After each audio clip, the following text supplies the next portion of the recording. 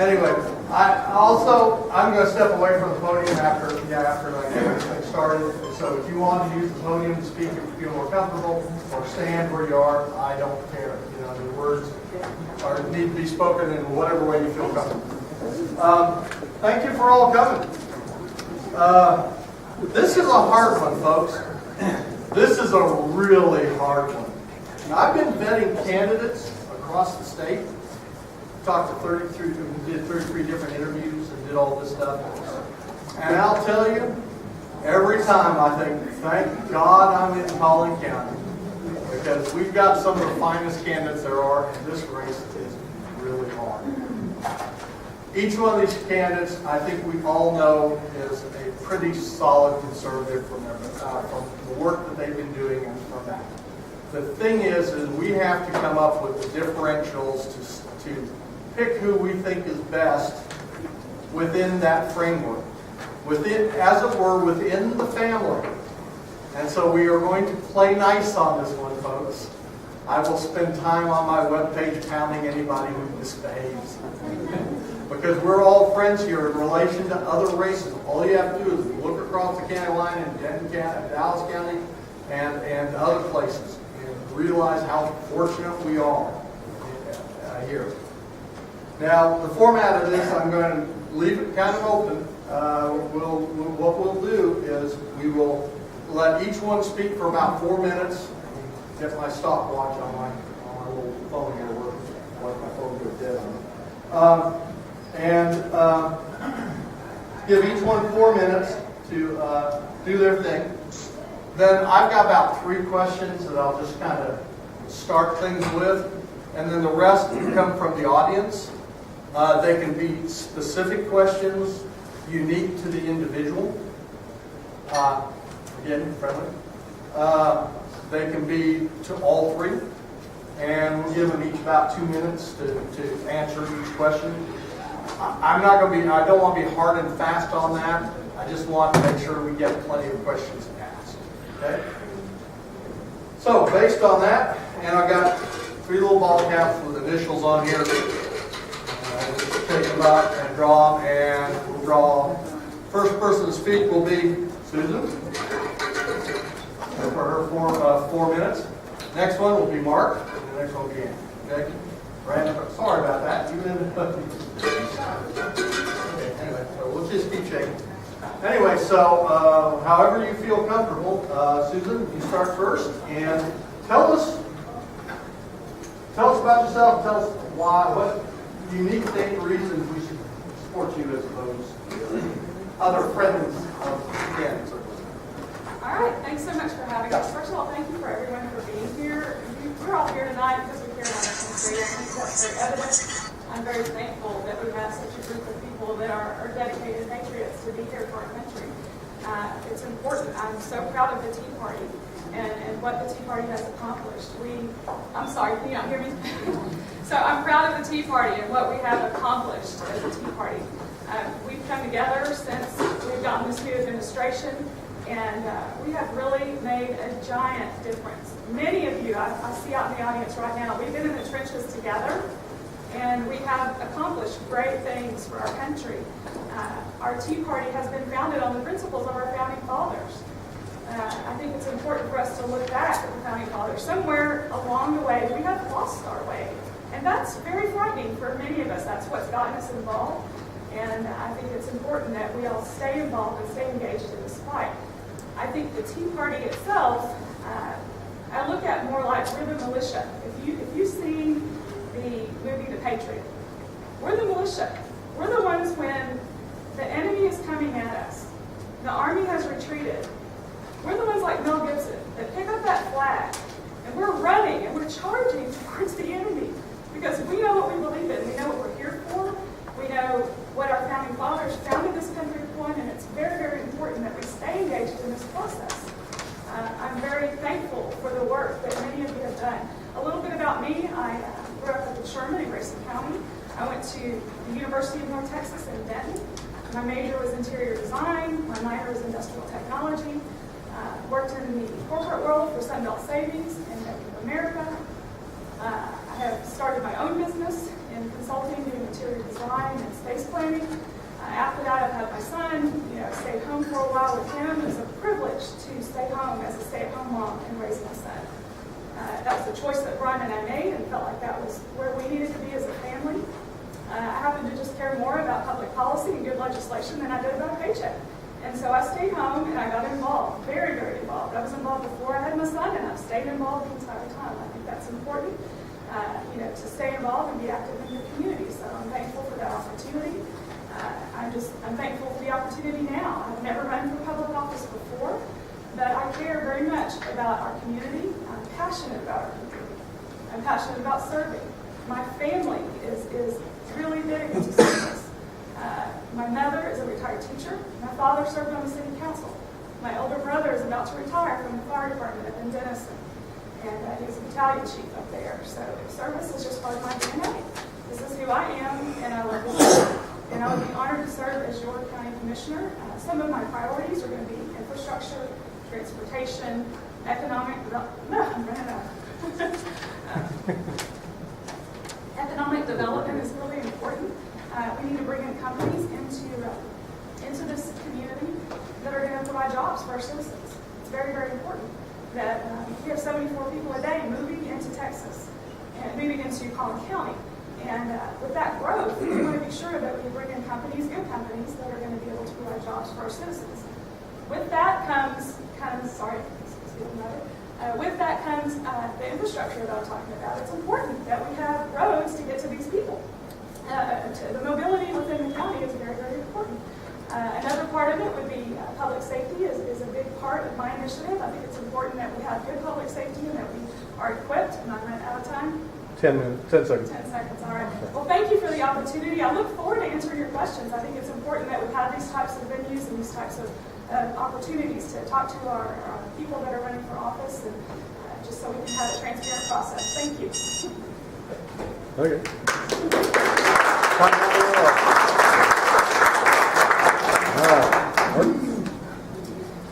Hi, I'm Mark Reid. I'm your county commissioner. For those of y'all that is that me? No. I'm starting you right now. Okay. You're going. For those of y'all that don't know, I was recently appointed to this position in early December. Why don't you respectful on ourselves? Yeah, that's just Okay. Hi, I'm Mark Reid. I'm your county commissioner. I was appointed to the position on December 2nd, sworn in on December 9th. The way I got to that swearing in was by virtue of the fact that Matt Shaheen, that we all know, resigned, or it was anticipated that he was going to resign to run for HD 66. So Judge Self put a call out in anticipation of that resignation for people to submit qualifications for the office. 9 people submitted those qualifications. Judge Self reviewed them, did whatever due diligence that you would expect him to do, and then he interviewed all of us, and I was honored to receive the appointment on December 2nd. For those of y'all that don't know what the county commissioner does, let me tell you, because I get a lot of questions about this. The county commissioner's court is to the county what a city council is to a city. Every county in the state has a county commissioner's court. It's comprised of 4 commissioners divided by population around the county, and 1 county judge. The county judge acts in the same capacity as a mayor might act on a city council. So we're the administrative governing body that runs the county. What does the county do? Collin County is a big operation. It's got a $280 million budget. It's got 35 elected officials and over 1,800 employees. So as county commissioners, we set policy and we make the administrative decisions on how all of that works. The biggest part of that effort is the judicial system. The sheriff, the DA, all the judges, and to an extent, the district clerk and the county clerk. They handle the back office support for the courts. The county clerk also handles all sorts of records from birth certificates to death certificates to if you have cattle and you've got a new brand to register, they do that for you. So lots of things that the clerks do. And Andrea's in the back, so she knows all about that. One of the other elected officials is our tax assessor. We all know and love our tax assessor. And then 5 of us are on the commissioner's court. So that's what the county does. The reason I'm here is a lot like a lot of you. I wasn't paying attention. I've voted since college. I've always voted Republican. But I wasn't really engaged in politics. I was engaged in a lot of other things from college. For the last over 3 decades, I've been very active in a lot of volunteer activities, held leadership positions in them, and I'm happy to bore you with all that to the extent that you want to know. But in 2008, when President Bush and Secretary Geithner announced TARP 1, it was the straw that broke the camel's back for me. I was tired of government spending too much, taxing too much, and doing what they've been doing for the last 100 years, getting more and more intrusive into our lives. So what I did, in fact, I saw that while on vacation, and my wife wondered why I was yelling at the TV. I came back. I swore I was going to come back and make a difference. I came back. I found my voice in the Tea Party movement over down here at Park in Preston. I saw a bunch of people just like us. Okay. So I got involved with the Tea Party movement. I've been very involved since. Thank you for having us. I think maybe I should have made it 5 minutes. Okay. What line? I think I should have made it 5 minutes. All right, go. Good evening, ladies and gentlemen. Thank you so much for having us here tonight. This is an important race and a very exciting race. My name is Ann Lieber. I am a grassroots conservative activist that focuses at the local, county, regional, and state level on little issues such as transportation, infrastructure, and property rights. And I'm going to make this real easy. What distinguishes me from the other 2 wonderful candidates here tonight, I'm your nuts and bolts candidate. For the past 5 years, I have been in the trenches, going to TxDOT meetings, going to North Central Texas Council of Government meetings, going to CoSERV meetings, going to town council meetings, school board meetings, and just paying attention to local issues regarding planning, regarding growth, and living in Prosper. I've been in Prosper for 7 years, and just by attending over 95% of those town council meetings, I have learned so much through osmosis. I joke and I say I'm the Helen Thomas of the Prosper Town Council because I have my own little seat on the 2nd row, and I'm there and I pay attention. And I was also nominated in 2011 to serve on a very important committee. It was called the Comprehensive Advisory Planning Committee for the town of Prosper. What this was, it was a think tank of 14 citizens, and we were brought there to envision what we would like to see Prosper grow into in the next 5 to 6 years. Through that process, I learned so much from everything from housing density, transportation, roads, economic development, everything that has to do with the success of a municipality and county was taught to me through real life experience through serving on that plan. And I think that is really, that differentiates why I am such a good fit for this seat.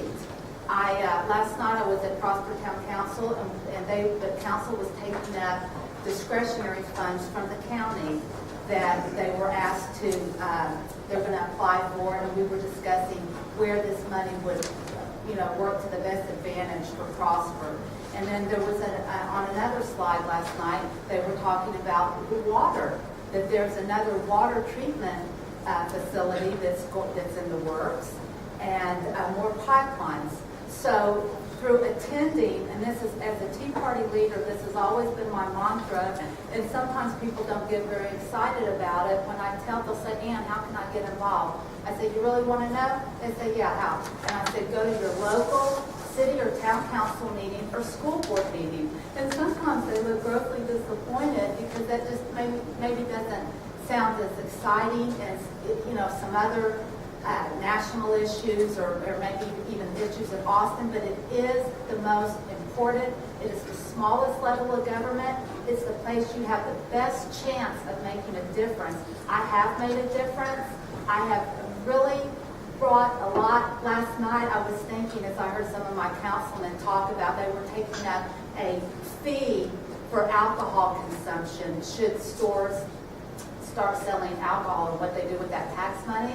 And there was some sort of fee involved, and one of the councilmen said, "Hey, we don't need any, this is a revenue grab, and let's vote this down. We don't need to nickel and dime people to death." And I thought, my work is done here, so I'm ready to move on to the council. Thank you.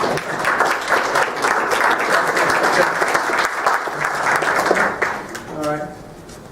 We'll start this off. I'm going to ask a few questions, or more like scenarios than they are questions. But you're going to make you kind of think on your feet. So who comes out first? Susan. Which one? Okay. We'll still do it. Come on. Anyway, all right, here's the question. Obamacare. Obamacare is federal. What does it have to do with county? Well, Obamacare is having a major impact on the medical community. We're having a situation where the reimbursement of the doctors and the like is getting lower. The margins are going to get tighter. They're going to be looking for cost control. Now, Collin County is highly dependent on the generosity and the very well set up things. But Matt, where are you? The very well set up arrangement with the hospitals and doctors to take care of indigent care. Need one or two. Now, but with Obamacare, the margins will get tighter, and we may end up with more indigents, which is, if nothing else, from Obamacare trying to pay their bills, and can't do it. So the question here is, if we reach the fallover point, I want you to speculate, give us a thought process of how we're going to address if we run into a situation where the indigent care and the hospitals and doctors come to us and say, "I'm sorry, we can't handle this many people." How are we going to handle this problem from a conservative and a fiscal standpoint for Collin County? Very good question. Thank you for that. I think it's important, first of all, to realize that all three of us up here, when we are making decisions on the Commissioner's Court, if we were to be there is a 72-hour process where they put out an agenda. And so these are great questions, so you know how we're thinking on our feet, where our core values are. I think it's great that we have that. And it's a great opportunity to get to know our hearts and where we're coming from. But we're not going to be making decisions like that on the fly. We are going to be well researched. I take things apart. I look at all the angles. That's one of my greatest strengths. I love to research. And so it's important that we look at all those angles, that we take public input, that we listen to the communities, that we go to those subject matter experts that are in the field and take input from those people as we make our decisions. But, in fact, I actually chair the Healthcare Advisory Board, which advises the Commissioner's Court on indigent healthcare. So that's an important aspect of what I do on that committee. Certainly, we're going to have to make some creative adjustments as this happens. Right now, we already had indigent health care. It's state mandated that we take care of our indigent population. And so, as far as how that's going to be effective with Obamacare is going to affect every aspect of government because it's going to end up sucking the lifeblood, our tax dollars out of every situation. So we're going to have to be creative as a Commissioner's Court, as a county, to decide how we're going to impact those things that come before the Commissioner's Court. I think it's important for us to look outside the box and come up with some creative strategies. But as far as the indigent population, we are already taking care of. We have been taking care of them, up to $30,000 per person per year. So it's important that we come up with some creative solutions.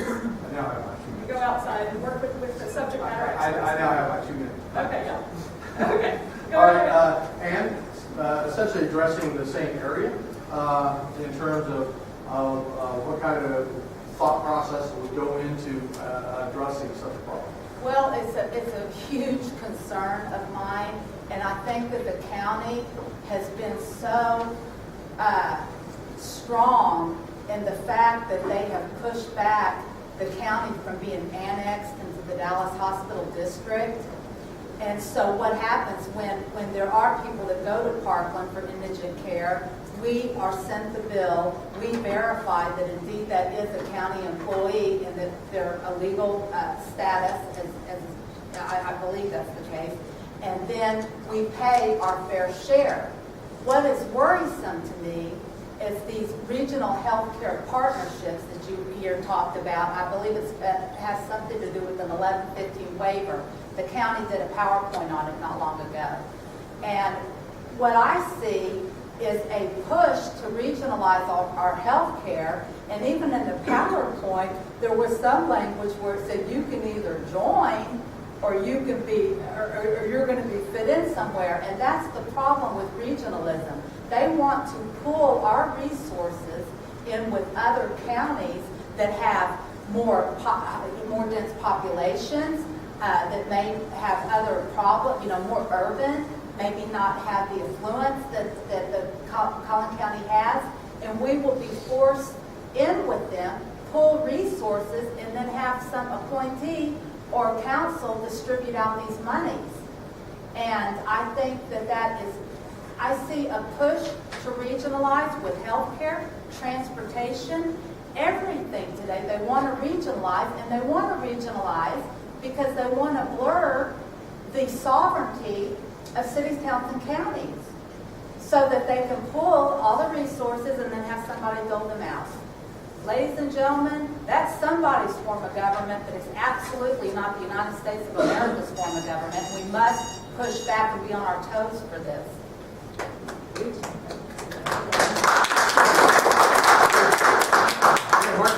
Obamacare is a huge problem. We all agree on that.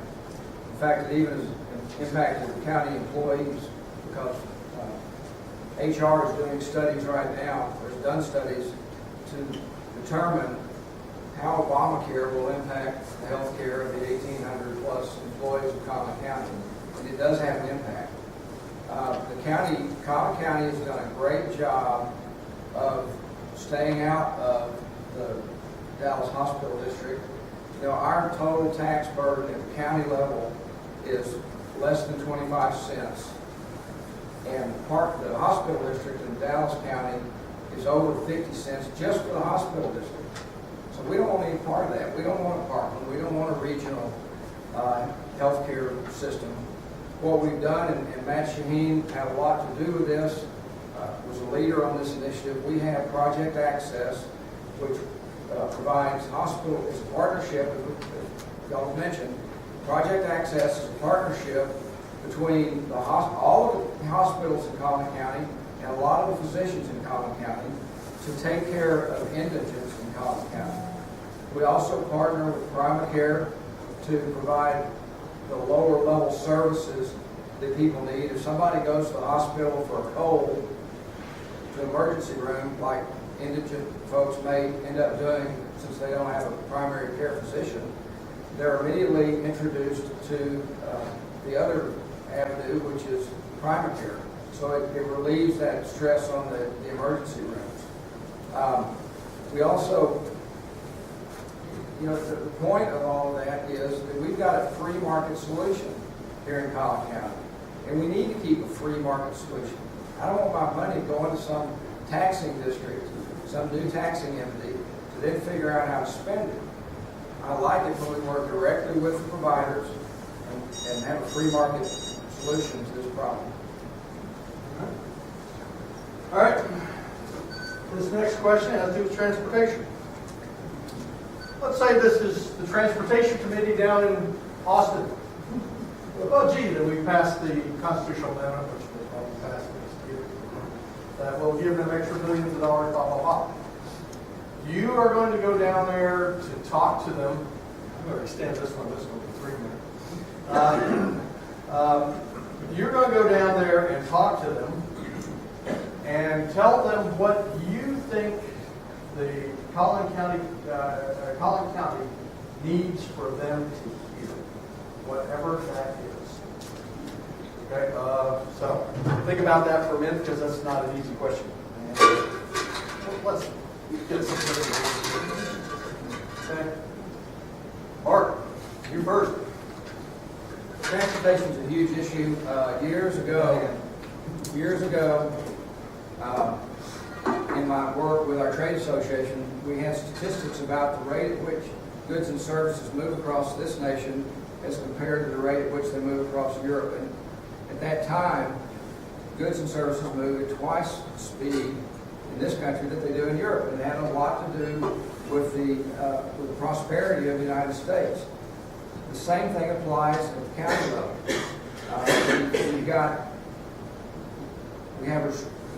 We don't get enough money from Austin, we don't get enough money from Washington. And we have a lot of toll fatigue in this county. People are tired of paying tolls. What I would like to see, what I would tell that committee is that quit taking the money away from the taxes that we pay in fuel taxes and vehicular sales taxes and diverting that money to other things. Over half of the money in the fuel tax is diverted to things besides transportation. So the legislators go down there, they play shell games with taxes rather than appropriately funding 25% of that money goes to education. If education needs funding, address that. Don't go steal it from transportation funding. So that's the things I would be telling them. Is if you've got a tax, spend the tax where it's supposed to be spent. And if we had that money, it would darn near solve the transportation infrastructure problems we have in this county. Okay. Well, you've got a little bit of time left. I'll kind of extend on that then. Then what would you want for them to do in terms of Collin County? Is it a matter of just return more money, or what do you envision them in terms of what the state needs to do for Collin County? Other than, Well, first the state needs to send us our fair share of money. But our fair share is still not enough if they're diverting funds to other activities. So that's what I would tell them. The other issue is the toll roads, and I'm running out of time, I know, but it's critical that they maintain the laws that exist in the state that prohibit tolling roads that are built with taxpayer dollars. That's double taxation. The laws are in place now that prohibit that, but they are continually pounding away at those laws, trying to weaken them so that they can toll roads that are built with taxpayer dollars, and that's wrong. all right, that's good. We'll wrap up there. All right. The next one is Ann. Same question? Same question. Well, if anybody's known me for 5 minutes, you know I'm the anti-toll road lady. Go on my YouTube, youtube.com/LieberNation. You'll see a lot of videos that speak to this. But what I would tell them in Austin is, I don't appreciate them being so disingenuous. They called a special session at the end of the 83rd legislature on transportation that came in there, had a good Senate Bill 1029 that would forbid free roads, free lanes from being converted to toll. The bill started good. It was a couple of sentences. We were all, it looked like something was going to get done. But no, they got in there, they placed 5 loopholes, and the last loophole even cut out the commissioner court weighing in on a situation like this. So that's what they do. There are so many lobbyists down there in Austin working for the toll roads, working to entrap us. I think it's terrible that Texas, the state that people are flocking here for, is the last bastion of freedom. We have to be told for our personal mobility by the mile. I think it's outrageous. I think that there are creative. Senator Paxton came up with a bill that would dedicate vehicle sales tax to transportation. But no, they don't want to really think of these creative ideas where we could actually do something in a meaningful way of funding transportation. The easy thing is just to toll everybody. And that's what we have, and they lie to us and they say they're user fees. They are absolutely not user fees, and I even they believe that, except for the fact now they're putting toll lanes on what have historically been freeways. So this is incrementalism. This is absolutely what they are striving for. I see at some point, if we don't get some strong pushback, there may not, freeways may be a thing of the past. I've been here of something where you would be billed, and I don't know if they do this through the IRS or what, but they will calculate how many miles you drive a year and bill you by the mile. I mean, you know what, ladies and gentlemen, planning is important, but these planners, you have to watch them. They're going, I don't know where they're coming up with this stuff, but it's not based on liberty and freedom, and we should have mobility. Those roads, Mark is exactly right, those roads are paid for once, and this is taxation in perpetuity forever, 50, 99-year contracts, and we have to push back, and we have to have our legislature to really address this and stop being disingenuous and say, oh, look, we have the lowest tax rate, and then all these tolling charges going on. Tolls are a tax. Okay, I stand by that, and I think it's wrong. I've got a comment here. I don't think she realizes that I actually worked for the tollways for a while, and the first tax bill, online tax bill was done by me. So don't be new to this. And also the violation processing letter for those people who got the violation letters. Yes. So sorry, I was a contractor, I was a consultant, which means I was a mercenary and I would sell my stuff. So please don't get me up. But I do know things about how the tollway does and how they track information that is downright scary. And can I add one quick thing? I applaud Kenneth Mon, our tax assessor, the NTTA, which is not even a government agency. They came to Mr. Mon and they wanted him to help them with their collections by not allowing vehicle registration if someone had tolls that were overdue. They were, had tolls that they owed. And that is absolutely, that's the taxpayer, us paying to help NTTA with their collections. I mean, that's outrageous. So I think not everybody was happy with him for that, but I was very happy with him, and I called his office to thank him personally.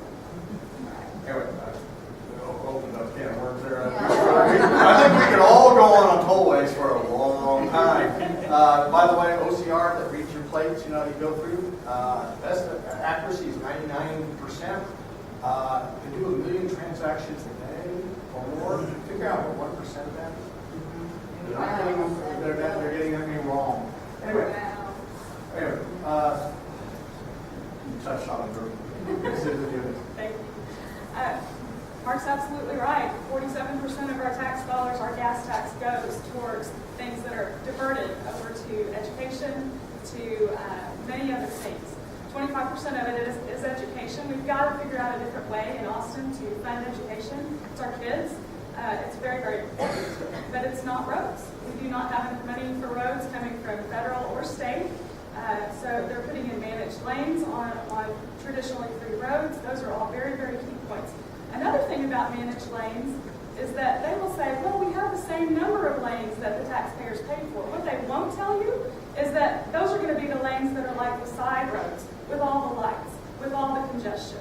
The people that get to go fast are the ones that are going on the managed lanes. They're the toll lanes. Managed lane is a toll lane. It's not a free thing. It's not, the word managed is just a way to shield what it really is. It's a tax. The tolls are a tax. That's really important. I was in Austin a few months ago, and going down there, I was listening to a radio program, and they were discussing whether or not they should turn Highway 35 into a toll road. And then they were going to divert all the other traffic around our capital city.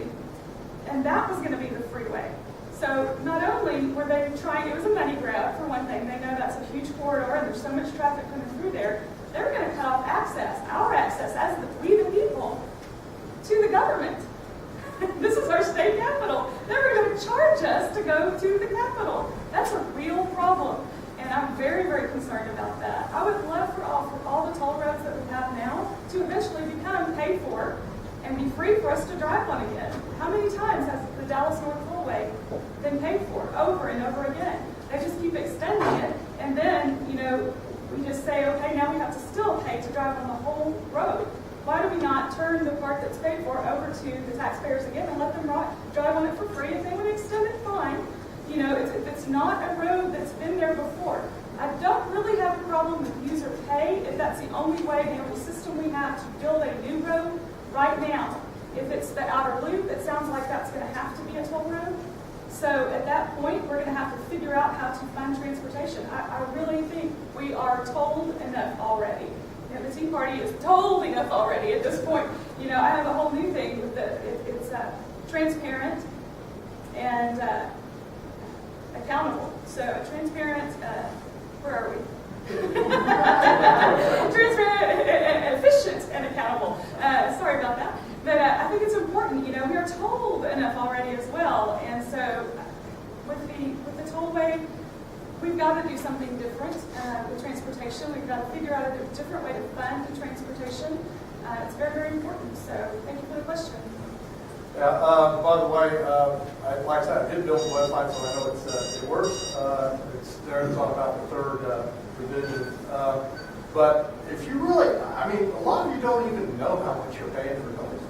Go out there and get your account, look it up online, and get scared. The first time I did, I built the system. I called my own up. Holy God, how much am I paying for all this? And all that stuff. So it's scary. Okay, I'm going to ask one more question, and then I'm going to turn it over to you guys. This question has to do with, you know, county government has more impact on the rural areas. And I don't know how many rural people we have here. But when it really comes down to it, they're rural law enforcement. We have, here in Plano, we got Plano Police who did a great job in getting that 2-year-old killers to, you know, and all that stuff. So we've got all that. But the rural areas don't. They have the county sheriffs, they have the county deputies, and in the past there have been some issues with responsiveness out in the county, in the northern parts of the county in terms of the county deputies and stuff. You know, in terms of doing it in a conservative manner, again, that often would require possibly more resources or something. Would you kindly each go into discussion with what you think would be an approach to alleviate some of the issues that are out there? And we will start with Ann, and then we'll go to Susan. We'll go right down the line. All right, and then we'll turn it over to you. Okay, well, this is another reason why I am so perfectly fit to be county commissioner. I've been a city girl, I've lived in Plano, and now I live up in Prosper, and I'm a horse owner. So and I used to keep my horse up in Salina near Weston. So I'm very familiar with the diversity of the precinct, the urban and the rural. But that is what the county is there for, the unincorporated areas. We are there to support and provide services in the county. And so I don't like when I hear, well, they live out wherever, you know, how quickly do they think a response should happen? They deserve the best service that tax dollar can bring. And it's the commissioner's court to provide that. So I think that we should not be dismissive of the rural. I mean, to me, that's the county commissioner's job. We do both. We have to support the urban municipalities, but we also have to say hands off too when they get. Some of the municipalities don't need us as much as Salina, Prosper, or portions of McKinney. I mean, I think Plano and Frisco, they got it going on. I don't know how much they really need the county, except for us to be there and support and partner with them when they need us. But that's the thing. The county commissioner has to support the rural. We have to provide those people in the unincorporated areas the best service we can, and I know we can do it. I believe Collin County has done it. We need to continue. But now if we do have to have more sheriff deputies assigned to that or whatever, I'm open to it because I want those people to have the same service as the people, you know, they deserve that. The public service is a core function of the Commissioner's Court, and I think we should provide it.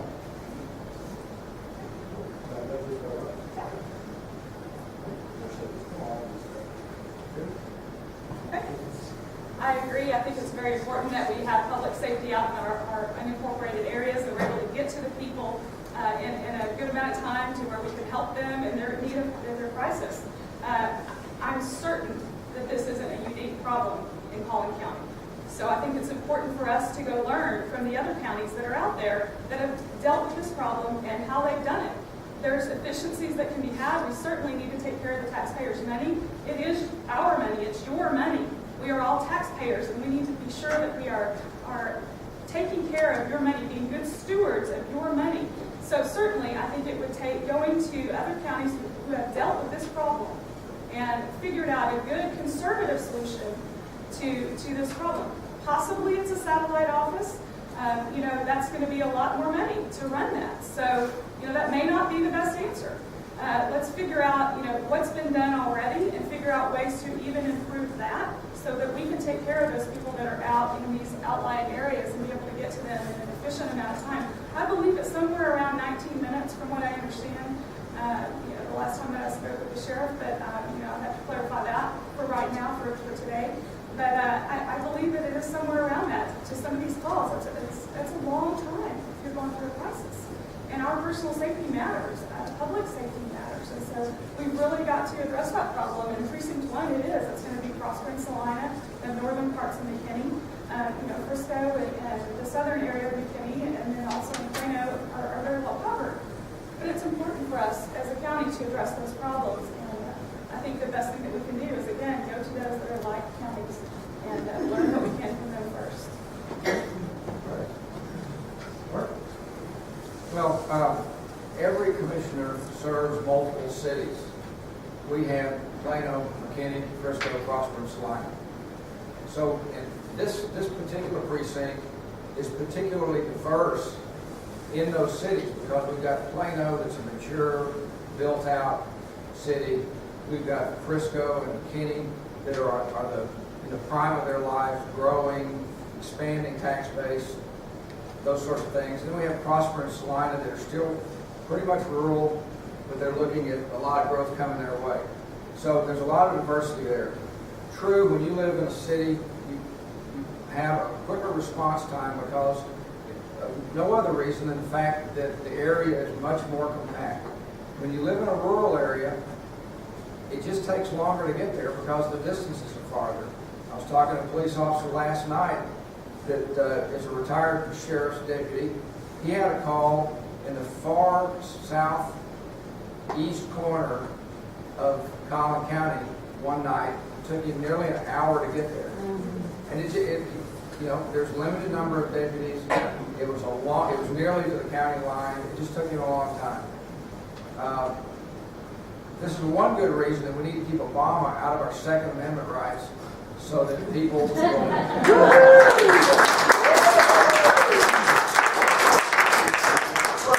We want them to come but we want them there before the body gets rigor mortis. Yes, we do, and that is a challenge. In business, in construction, when we're building a library or a school or a church, we rely on the superior expertise of the subcontractors that we deal with, the superior expertise of the engineers, the architects, all those people that we deal with. As a general contractor, we coordinate what goes on and get it built. The relevance of that is that as a commissioner, I rely on the superior expertise of the people like the sheriff and the judges and HR and IT and all the people that we have to do their job. They do it very well. Doesn't mean we can't improve it and work to get better. As Susan said, learn from other people. But we have great county employees that do a great job. Again, some data analysis of calls and stuff might go a long ways. I bet we have a great county sheriff's department, but they're busy and some thought in those areas in terms of an IT type solution in terms of just doing analysis and say, well, if we have some little office in this little shopping center or something, that will relieve a lot of cost. We just take the cost benefit analysis. Okay, I'll open up now for questions from the floor. Gerald. Susan, Yes. when I was growing up here, we used to, my mother used to take us over to Six Flags and drop us off for the day. And that was the time when you could drop little kids off and Anyway, but we had got Interstate 30, and it was a toll road. Yes. Interstate 30 between Dallas and Fort Worth was a toll road. And I remember years, decades back, they took the toll booths off. But that's why you still have all these little curly Q exits on the thing, because, you know, they only one built one toll booth, so everybody had to go. Anyway, it's always been my understanding, maybe I don't researched it, but I always thought that the Dallas-Fort Tollway was a privately funded road. And that's why it didn't have a state highway identifier, like 121 or Interstate 30 or something like that. And that it would never, and because of that, it would never ever lose its toll status. Am I incorrect with that assumption? You know, that's a great question, and that would take some further review. I think that's important that you pointed that out, and I appreciate your pointing that out. I still stand by my point that toll roads should not go on in perpetuity. When the road's paid for, it should be, you know, if we're turning around and selling those things to, you know, foreign nations, people, you know, I it's agree. crazy. You know, you've got foreign entities coming in and controlling our transportation. Why are we doing that? I would fully expect that Right. Highway 121 would eventually lose its toll because it's a state highway. Right. But since the Dallas-Fort Tollway does not have a state designation, I always thought it was privately. Great clarification. What they want. Yeah, very great clarification. Oh, I'm sorry. I grew up here, I grew up here in the 70s, and remember when it used to be a quarter in the basket to get on there? And I do believe that it was the model for Dallas North Tollway was to remove that toll in the beginning. I believe, but today, once they get a revenue stream going, they hold on with bloody fingernails. But I'll research that too, but I think it was initially slated to have the tolls removed once it was paid for. I'll find out. If you look at the maps of the county, you can see where someone's already bought all the land, you know, for the future expansion. So I always, like I said, I always thought that was a private company. Again, I can address a little bit of that. The tolls on I-30 came out 2 years after they were supposed to because they fought to keep it a long time. Number two, when I was there, you know, in the management and stuff, their goal is to build the toll road forever so they don't lose the stream. There is a point where somebody has to say no more expansion. We're going to remove things. So that's the only way it's going to work. The laws, they changed the laws down at the state. They work very closely with the state to rework the laws for the benefit of the toll roads. Yes. And the counties, I would strongly urge the counties to consider pooling together and say, we need to go down there and fight that. Go ahead, Mark. Like Ann, I remember the 25 cents. We used to take great pleasure in throwing 25 pennies in there. I've served on the planning board for several years prior to the appointment, and the thing that I learned on the planning board is that it takes decades to get these roads built. We, as public servants, as leaders in the community, we need to look decades out to plan these things. The outer loop, for instance, where that's a project that someday will be built, but it's going to be 30 or 40 years from now. I don't know how we're going to pay for it. I think your question about the DNT being supposed to go private is a very interesting question. We'll all find that out. I don't think we're going to see a lot of additional toll roads. I don't think that can be the solution, because I met with the NTTA a couple of weeks ago. The Plano contingent invited me over to meet with them as commissioner, and and don't quote me on these figures exactly, but basically the NTTA brings in about $500 million a year in revenue, and they've got $9 billion in debt. I think they called it a pinch point. They're at a pinch point. They can't keep spending money to build more roads. So I don't know if I was encouraged to hear that or scared to death. Thank God. The other thing we need to consider on toll roads is that if it's built with a toll and then the toll comes off, there's still maintenance. So I would, even if we, maybe the state can't afford to pay the maintenance, but at least the tolls could come down to a level that would just cover the maintenance instead of, right now what they do is they continue to collect tolls and go build other roads with them. And that's how they got $9 billion in debt. Of course, one thing you should know about that is that Collin County got over $800 million of that $9 billion to use on county roads, for county projects. And we're spending $500 million of that to widen Highway 75 because it's not being paid for by the people that ought to pay for it in Washington and Austin. So the county has taken advantage of some of that tolling authority to get money to spend on transportation. So it's the devil's in the details, and as Ann's talked about, we've got to pay attention to the details. I gotta ask, if NTTA goes bankrupt, do we get the road? That's what's wrong about NTTA. They say, oh, we're the good guys, we're keeping the money local. They're pushing the debt local. And that has to be recognized. And about, spending the tolls being told on this road to build that road, that leaves too much wiggle room for me, ladies and gentlemen. I'm not comfortable with that. I think if you're taxed for something, it should go to that thing. I don't think it should be diverted over here, there. Just like We the lose gas tax. control. Just Yes, like the gas tax. absolutely. Spend it where it's That's that change of where it's on other roads was, again, something that was passed down at the state level only several years ago, before it had. Yeah. Again, I interject there because I've spent some time working on this. I applaud the county, though. I think it's important that we've created our own toll authority. And so that's really helped alleviate the problem. So thank you for that. Next question. Come on, always got a question. Yeah, right now, Collin County has a really wonderful credit for Rowan's County. One problem that credit agencies do look at is they look at other taxing authorities within the county because it's all the same taxpayer. And right now, particularly the ISDs are really increasing taxes dramatically.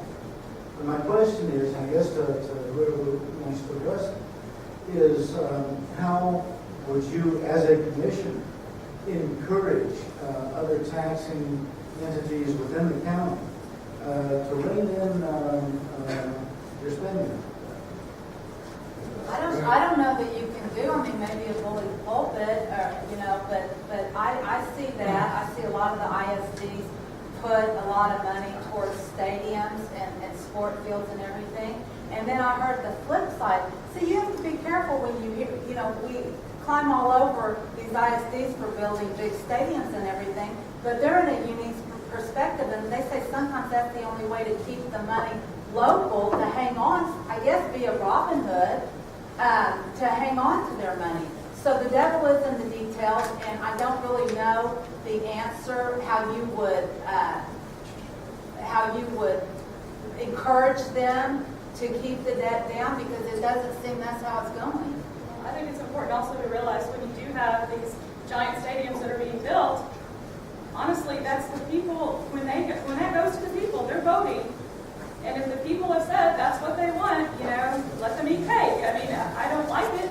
I don't want to have to pay for that, but you have to listen to the voice of the people. I think that's really important, that you listen to the voice of the people, and if they say they want it, that's tough. That's up to everyone to lobby, to their conservative side, to say we don't want that, if that's what's going on. If the people don't want it, they've got to get their message out there as well. So, I think you've got to also realize the flip side of that as the people have voted. That as a commissioner and looking at these other entities, I think it's important for us to get that message out there and work with the communities, work with the local leadership, with the municipalities, with our state reps and all of these to come up with conservative solutions across the board, whether it's education, whether it's another, sorry, is that enough? I'm not using the timer, but to give a little bit, but let's equal with it. We don't control what the ISDs do, obviously, but to your point of the credit rating, we do have AAA credit rating. It's the best that you can have. In fact, that's one of the reasons we reduced, not me, but reduced our tax rate by 0.25%, was because our surplus that we keep was getting larger than what is required to maintain that AAA bond rating. and they don't, what bond companies don't want to see are huge swings in anything.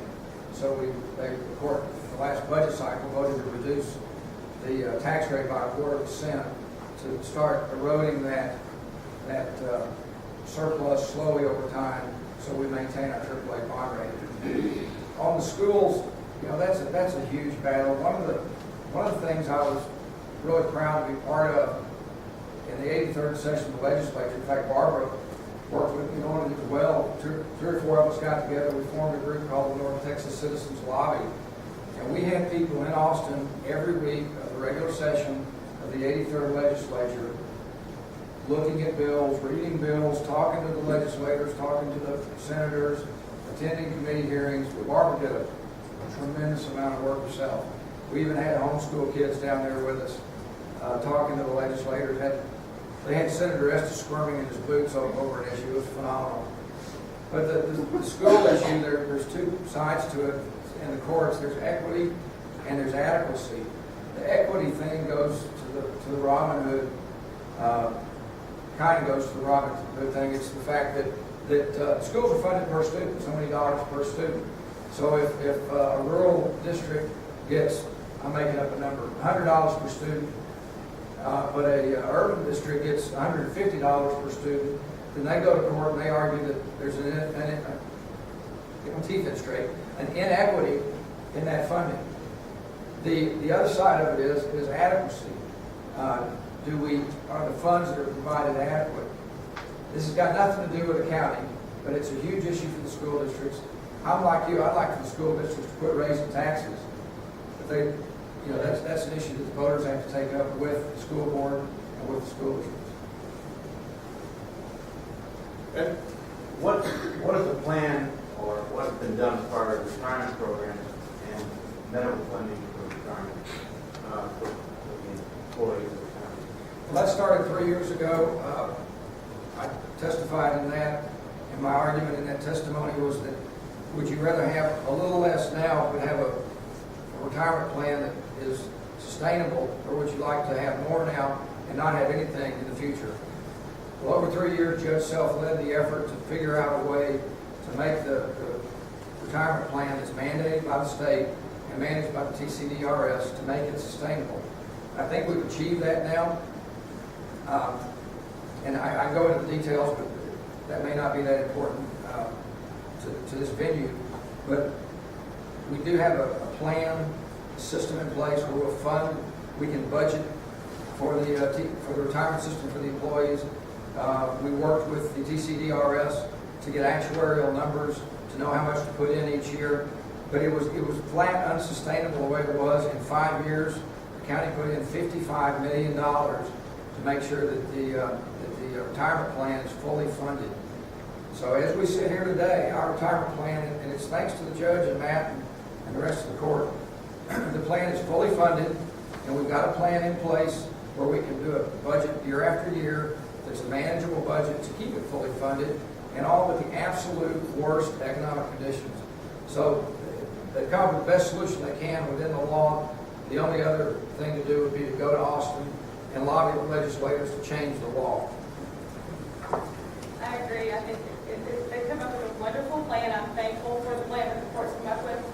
Commissioner Webb, came up with this idea, from what I understand, to fully fund the program and to look at it each year and to make that matching funds, a fluctuating fee. If we have a down market like we did, I think it was 2008, we've got to do something. We're losing money in our funds. And so, for us to be taxed again to where we have to use county funds, we have to use taxpayer funds to fully fund that as well, it was a mandate. We had to match. They had to at least make 7% interest. And so, it's a difficult thing, to have to go back through there and figure out an option that's going to work where we can keep that fully funded. But I applaud the court for their great work on that. But I think it's critical that we also look at our county employees and make sure that we can still attract and retain good employees. We can't be Santa Claus on the commissioner's court. We can't give everybody everything that they want. But at the same time, we've got to look after the business of the county. And I don't want the B team, either. So I think it's important that we figure out a conservative solution to our budget. And I applaud the court again for the work that they've done there, but we do not want to be in a situation where we just turn into a training ground. There are many employees that leave before the time that, of their retirement to go somewhere else. And this retirement plan has been a problem for them in the past, and it continues to be a concern, especially with our law enforcement. So I think it's important that we continue to look at that and have a conservative solution, but at the same time that we can attract the best people and retain the best people. For our county, I want the best employees. And so we can't pay, the highest, but it's important for us to be competitive in the market. There's a job pool right here, and we are competitive in the market. So. Well, I'm going to differ with my two opponents here. I should have been born in Missouri, the show me state, because that's what, I want to see it. And there were two commissioners the day of the court that were demanding more information and said that they needed more information to rule on this very important vote. And it went on and was voted on 5-0. So forgive me, but I do ask the hard question. There were a lot of variables involved. When the employee would be vested, I understand that the court, which is a good fiscal court, felt we needed to get more in line with the private sector, but there were questions. There was an outside study I thought that was going to be ordered, and I would have wanted more information and to wait on that to come through, and then have somebody come in and talk to the county employees and explain this, because there were too many elected reps and county employees getting up to that mic and saying, hey, help us out here. We don't know. We're confused. We need information. That's just me. As a point of clarification, the reason that was is because if you follow the discussion, and in fact, I was in the court with Mark and Susan for probably the 9 weeks preceding that and watched all the proceedings. Some of the commissioners thought that the vote was actually going to require a 7.5% vote. In fact, it didn't, and that's why the other commissioners jumped on the opportunity to settle at an 8%. Everyone was satisfied. That was why it was a 5% vote, because you basically satisfied both parties, and they knew that it was solved. Just a clarification. Derek, I followed this discussion since 2010, and I was, because of work, I couldn't be at every court during this, but I'm a numbers person, and I want to see the numbers. And if you'll come to court, I'll go over that with you. Okay. Okay. Well, we're at 8 o'clock exactly. And so we're going to call it here.